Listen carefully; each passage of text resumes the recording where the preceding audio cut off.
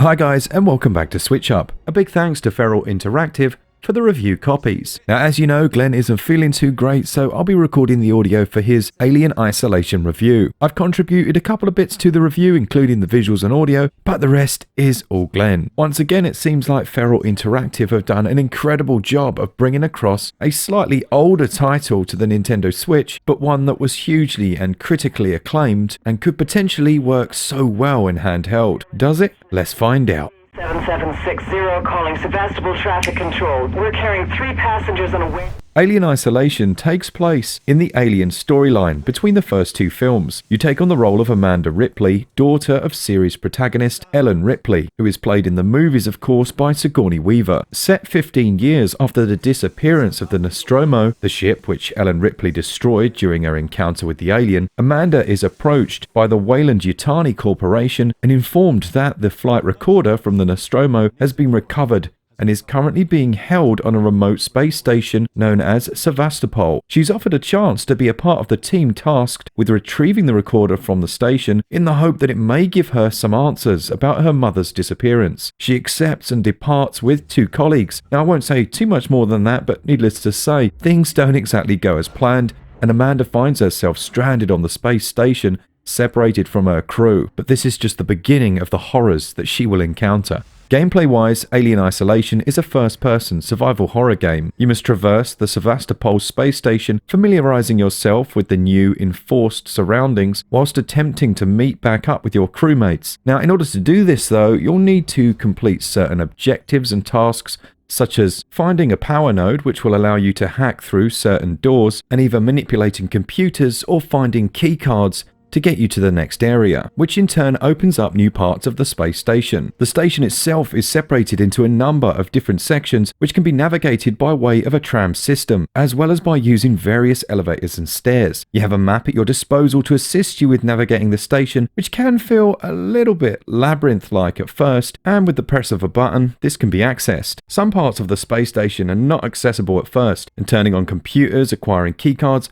or access codes, or even finding yourself a welding device will enable you to open up those and progress that story. Some of the aforementioned access codes will be found on the computer systems you find strewn across the station, and as well as this, you'll also find various documents saved here, as well as dictated messages on recorders that you can then listen to. Finally, there are the tags of the crew, which serve as another collectible. As well as enriching the story, finding such documents would have worked towards particular achievements or trophies in the other versions of the game.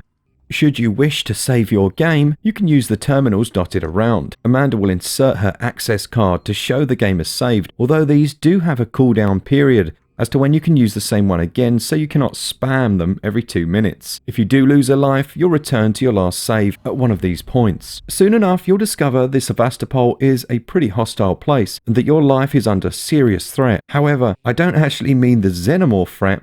We'll get to that later. The more immediate one comes in both human and android form. As a result of the tragic events that have befallen the space station, surviving humans are not very receptive to newcomers and will attack on sight. On top of this, you have rogue androids who are extremely aggressive and won't hesitate in pursuing you and taking you down should they catch you. Unlike some first-person survival games, you don't really have the option to fight back much in Alien Isolation, with weapons ranging from melee types such as wrenches to guns as well, and a few other options as you reach further into the game. Ammo is scarce though, and enemies, especially the androids, are very tough to beat.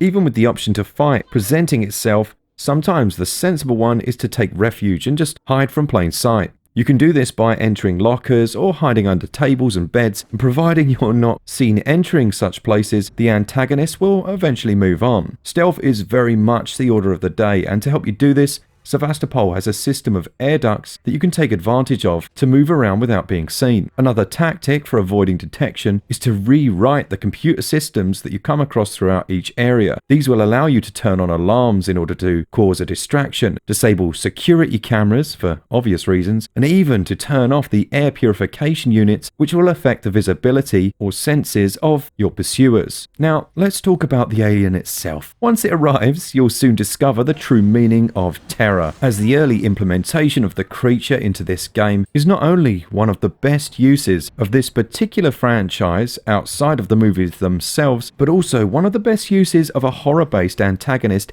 in any game ever, at least in my opinion. The Xenomorph is practically indestructible, and should it appear, your options are to run, hide, or die. Its movement path is based on sound and light rather than it just following a predetermined path. If you make too much noise, it will investigate the area you're currently in. You must tread carefully if you don't want to see it too often. To assist you in what will seem like an impossible task, you do have a motion tracking device which will beep to indicate whenever a life form is near. Should said life form be standing still, it will not pick up any motion and will also not differentiate between corridors and air ducts, so it will give you a heads up without telling you exactly where the enemy is. The alien will hear the beeps if the motion tracker is too close again, so using it sparingly is the order of the day. Get a feel for what's around and then put it away. The same of which can be said for your torch. To aid you further in the game, you'll find various schematics around Sevastopol to assist you in the building and construction of items such as medpacks, but also a few more offensive ones, like an EMP device or Molotov cocktail.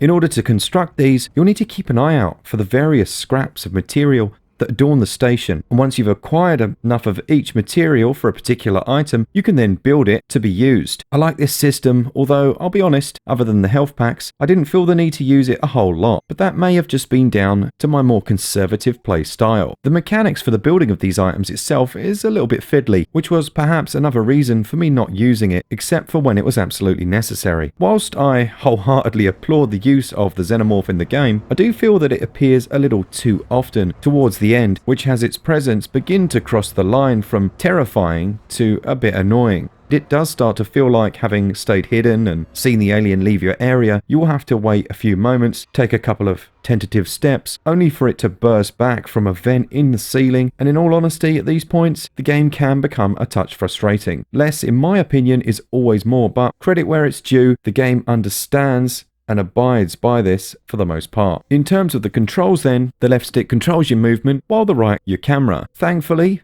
for Mark, there are motion controls present with a decent implementation. Holding one of the L buttons will allow you to move the right Joy-Con and adjust the orientation of your head. You can still move the character while doing this, which is a nice touch, as while you're sprinting away or running in absolute terror, you still have some control over that camera. You'll be switching off and on your torch with the press of a Y button, picking items up with A, and then letting off flares with that X. Everything's easy enough, but for me, the real win here are the motion controls. They've allowed you to adjust the sensitivities and even the axis if that's what you're looking for. I didn't really have any problems in terms of controls and actually preferred this method than some of the other systems. Bar a mouse and keyboard, I'd say this is one of the best ways to play the game. Gameplay is incredibly intense and makes for an enjoyable if scary adventure. Once the novelty of the Xenomorph appearing wears off, the gameplay does suffer slightly and thus becomes a little by the numbers, and in the latter portions, potentially a touch drawn out.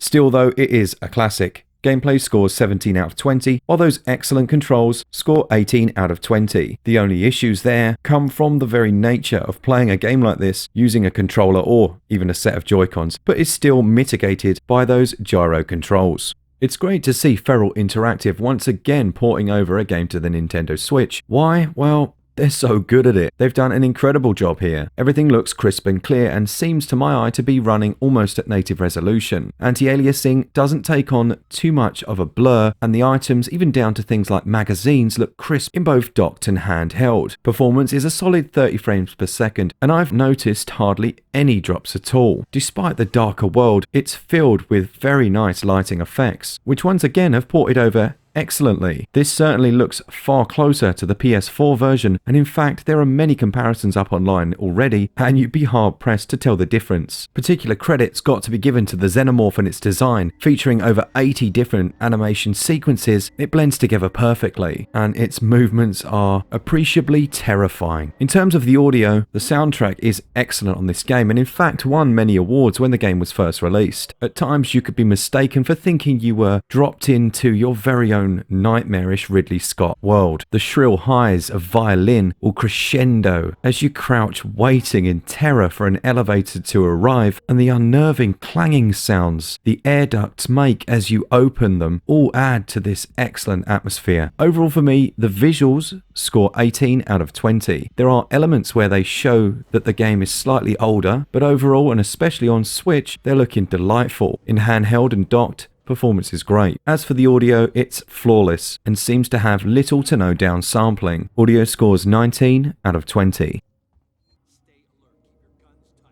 The game's going to cost you £29.99, €34.99 or $34.99, and unfortunately at launch it's not physically available on the Switch, which is, let's be honest, a real shame. Now despite that, it does offer a lot of content, including all 7 of the currently available DLCs, as well as the Last Survivor expansion. As we've mentioned, the game does offer a great experience, but there have to be some real considerations here. Firstly, you can find it on other platforms for a fraction of this price, and I mean a fraction. I was able to find it for around about £10 and even going as low as £8. If you're willing to buy a pre-owned physical, well, you could pick this up for absolute peanuts. Now having said that, I've played the game through on PC, well, I got quite far, and Glenn's completed it on PS4, and I think we both agree that playing this in handheld with headphones is truly an unnerving experience. So if you're particularly keen to have it handheld, this is a great way to enjoy it. There's also all the DLCs I've mentioned, and the game is quite lengthy, with that base experience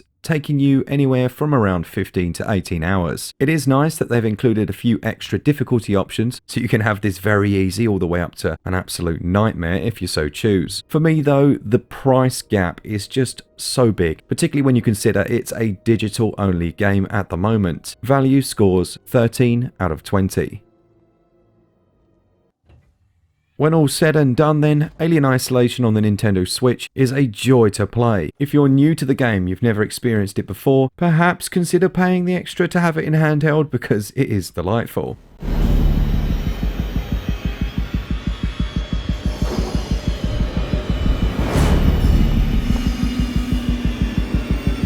Overall, it scores a Switchup score of 85%. Let us know down in the comments if you're going to be picking this one up. As always, a big thanks to our patrons who support the channel each and every month. For all things Switch all the time, keep it Switch up. Cheers guys, see ya! Final report of the commercial starship Nostromo. Third officer reporting. The other members of the crew: Kane, Lambert, Parker, Brett, Ash, and Captain Dallas are dead.